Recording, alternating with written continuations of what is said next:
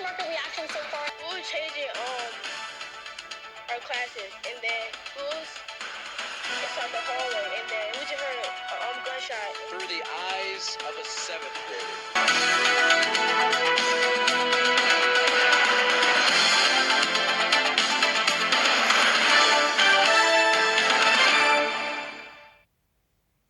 Ух ты!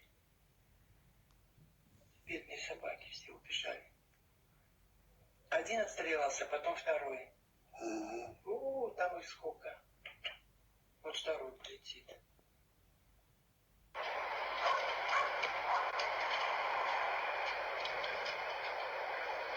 Мама.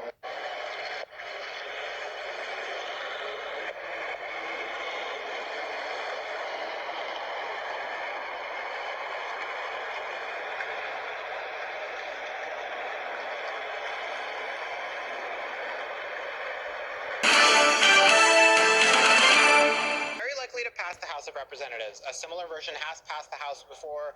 Democrats appear to have the votes to do it. It would effectively legalize marijuana nationwide. It would end criminal penalties for the manufacture, the distribution, and sale. And it would also set up procedures to tax cannabis products nationwide. Of course, what happens next is the big question. It goes to the Senate. There is a real desire among some top Democrats, including Senate Majority Leader Chuck Schumer of New York, to decriminalize and legalize marijuana nationwide. But of course, as you know, Morgan, anything in the Senate needs 60 votes, and that would be an uphill climb. Has been relatively strong, averaging 500,000 jobs a month.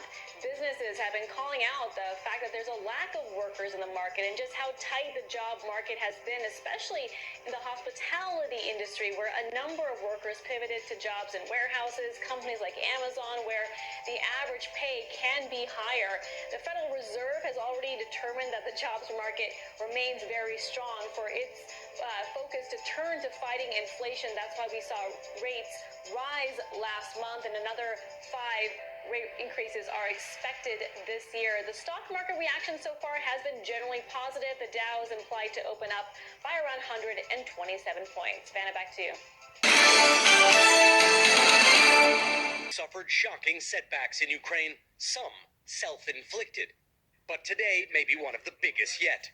Ukraine's state nuclear company says 2 columns of Russian troops left the Chernobyl nuclear disaster site, still contaminated from the 1986 meltdown. The company said the Russians are leaving after digging trenches in the contaminated soil and receiving significant doses of radiation. The Russian military has said radiation levels have remained within a normal range in the area. But is Putin even being told? A day after the White House said Russian generals were afraid to give Putin the truth about the war. President Biden saying this today. How badly is Vladimir Putin being misinformed by his advisors? That's an open question. He seems to be self-isolating. And tonight, a U.S. official tells NBC News the United States has assessed some Russian government senior officials likely disagreed with Putin's decision to invade Ukraine. Despite promises to reduce attacks around Kyiv, Russia is already striking again near the capital, destroying this warehouse.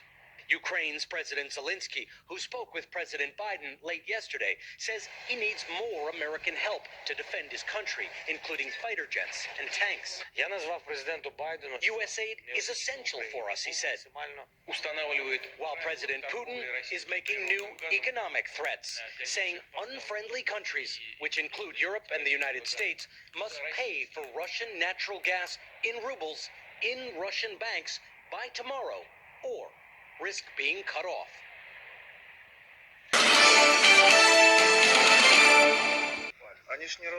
This is the heart-stopping drive out of southeastern Ukraine, as seen from the car of Olga Kachakova. How hard was the journey from Mariupol? It was horrible, she says. The city is destroyed completely. These are more images from her neighborhood, now a ghost town. This man, who asked us not to show his face, says he was with Mariupol's territorial defense. His hand shattered by what he tells us was a Russian grenade. Do you think that Mariupol might eventually fall? No, never. But he says the Russians captured his father. He hasn't heard from him in almost 2 weeks. Here in Vinnytsia, a humanitarian hub has sprung up. A of all places, a mall. Organizer Anna Chernikova says it's already helped more than 2,000 refugees. When people are coming, I understand that by my heart. They said, Because "You can she's help been her through it. pray." She fled the Donbass region after Russia annexed Crimea in 2014. I never saw my grandma again, and she's died already. Her brother was a young boy when they rushed out, and the psychological toll it took still haunts her.